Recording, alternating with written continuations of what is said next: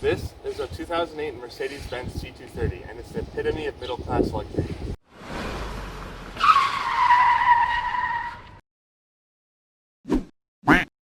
This compact and sporty four-door saloon boasts a 201 horsepower and 181 foot-pounds of torque. It may not be a breezy 3-second AMG, but it's still got a whole lot to offer. This is the W204 model of the Mercedes C-Class. It got its facelift for 2007. And I gotta be honest, I really just like the old school Mercedes type styling. I thought it just looked really outdated and kind of gross and just very round. It was just very reminiscent of like a young weed dealer that would pull up in an empty parking lot and sell me a gram of oregano for really cheap. I hated the style, and especially when you put it up against like an E46 3 Series, which was a direct competitor. It just looked way more executive, it looked way more sleek and cool, and I have to say, it just really outdid everything from that generation of Mercedes. When you pull up like something like it from like a 3 Series, the story really begins to change. Even with just a few simple body mods on a base model Mercedes, the car starts to speak volumes. And even with just these AMG rims on, it transforms the car completely. Starting from the front, you'll notice that this car has an aggressively wide look all around. It's thick and meaty, and a blacked out sports grille with blacked out AMG rims, a blacked out roof, and mirror caps make it look even better. Now if you come around to the side, you'll notice it has a really sleek side profile. There's not too much going on. Granted, it was very simplistic styling that made it look so good, but as you can see, it's almost sloped down as if you'd be taking this monster to the drag strip. Heading around back now, you see how well thought out the design for this car was. Everything meets at the back perfectly, as though it was designed to do that to begin with. A lot of cars really lack in this. They have really big bumpers that jut up in the back. It just looks like they lost everything when it came to bringing it around the car. But everything about this is just perfect. Even with a small little back lip, it looks so good, and that's part of the simplicity that adds to this great car. Since we're at the back, we might as well talk about trunk space. And I mean, there's quite a lot of it. I can fit myself in here, and there's still room for other things. For a just base model sports sedan, this is a lot of room. And unfortunately the seats don't fold down, but I mean, I'm sure that's something that could have been optioned. And one last thing about the back that I can't go without mentioning is the exhaust. The exhaust on this is amazing. Before it was a little bit subdued, but ever since there was an X pipe put into this thing, it sounds incredible. So let's take a listen.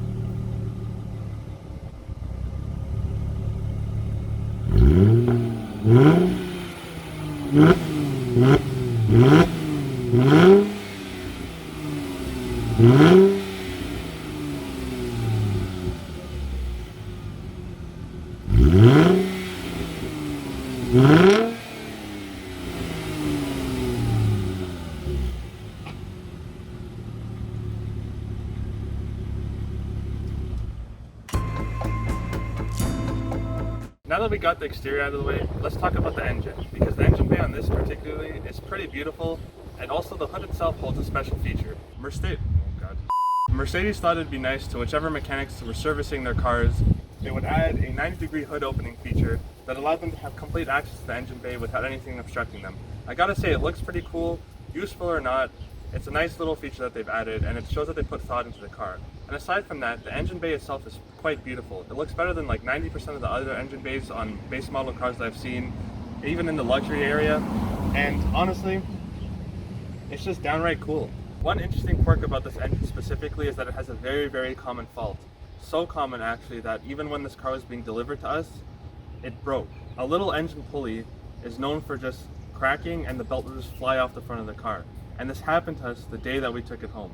Luckily, this car came from a family member, so it was easy to be taken care of, but just something to maybe look out for when you're getting this used or from a dealership.